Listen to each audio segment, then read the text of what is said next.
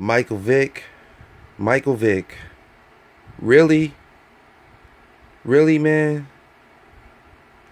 Since when did you give somebody advice on telling people to cut their hair? Since when? So what the hell does this get your hair cut got something to do with it? But you know what? I want you to hear this whole shit. Like, before I play the thing, I'm gonna like to be honest with you. I like the Michael Vick. I was a fan of Michael Vick's. The way he throws, where he invades. I like what he does playing on the field. Even though we went behind you in that dogfighting bullshit cases. Even though I still don't believe you did it. But you did a few years stretch in prison in Leavenworth, Kansas before you release. And Tony Dungy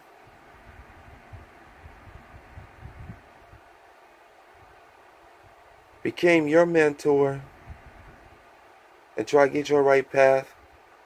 And then no teams didn't want you until the Eagles have you. And after the Eagles, for like a few years you played, and you had your best years in 2010 as an Eagle. When you returned on the field against the Redskins in the DMV area and beat them and got your revenge against Dalvin McNabb.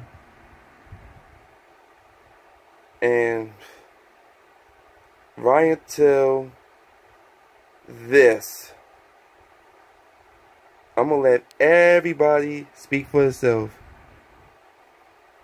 But Mike Vick, I still gonna respect you as an athlete, but not as this.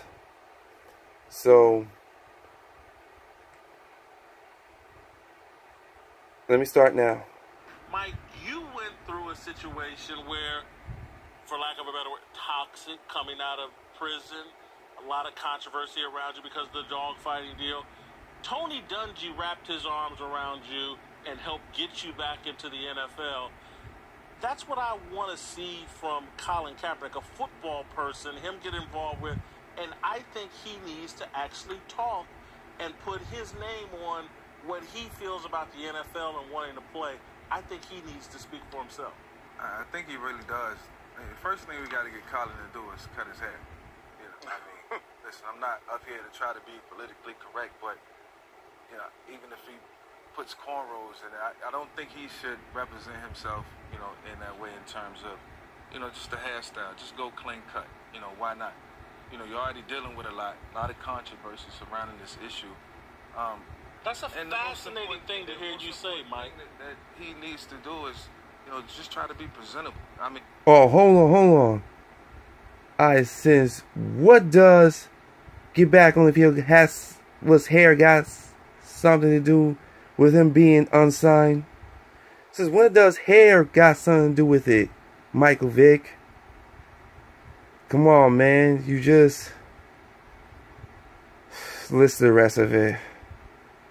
Look, so all the social media stuff that he's doing, look, we get it. We understand it.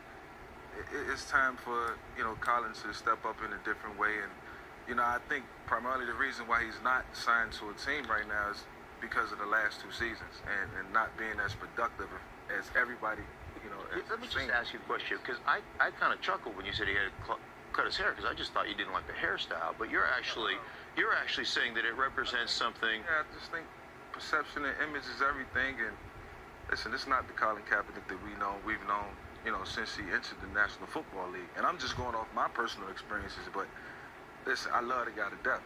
You know, but I want him to also succeed on and off the field, and this has to be a start for him. We got Michael Vick here, who had to struggle getting back into the NFL. You had an image problem, and you were a guy that wore cornrows, wore the gold chains, played the whole hip hop image. Had an afro at times, even during the tough times. You know, it was something that people would whisper in my ear. You know, this is the way you're being perceived. But that wasn't me as a person. You know, I understand Colin. You know, he's a great kid. Yeah, he is. He is a great kid, and the reason he's not playing it has nothing to do with, you know, the national anthem. I think it's more solely on this play. But yeah, I mean, everything takes precedent, you know, in terms of image, perception.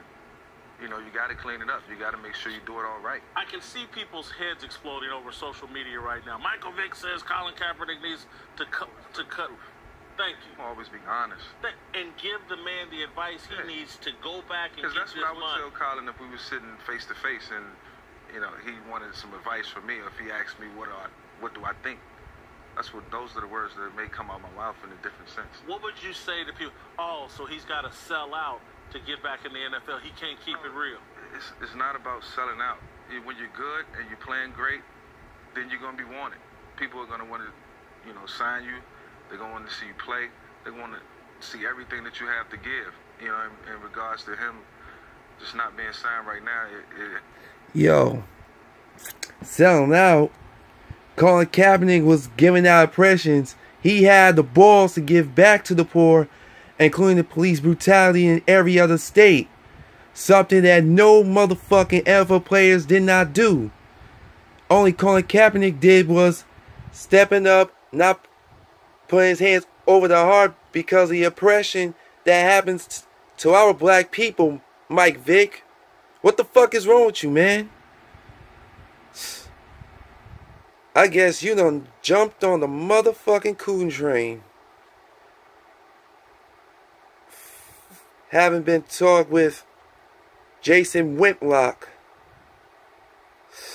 Hear the rest of this shit. Has to do with the production over the last couple years, and I continue to say that. People were whispering in your ear that you needed to change your appearance when you were, and you wouldn't hear them at that time. I didn't listen until the end, until I was going through the turmoil and the hardships, and it was very difficult.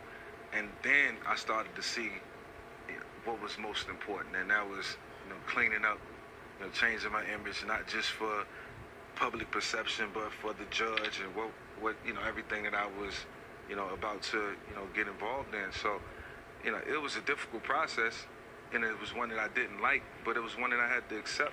If you look at yourself now, you look at Michael Vick back when he came in, compared to what you've been through and where you are now, what would you say to that kid?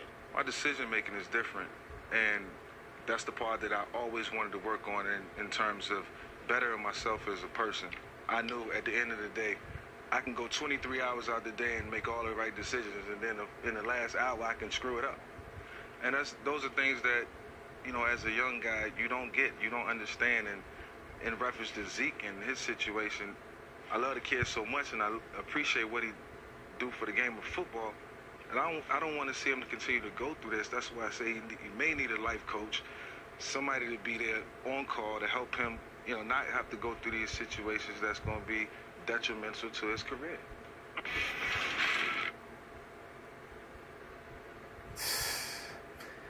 Damn. Mike Vick. Damn. Somebody, somehow them crackers got you. I feel sorry for you, man. Michael Vick.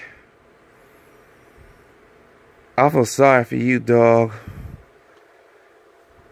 You always gonna be one of my favorite players on the field, but after your retirement, after this, what I heard from you,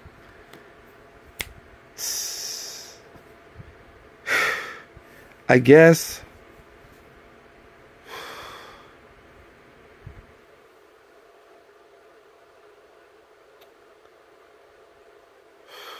I don't know. I'm just kind of speechless from you, Michael Vick. Peace.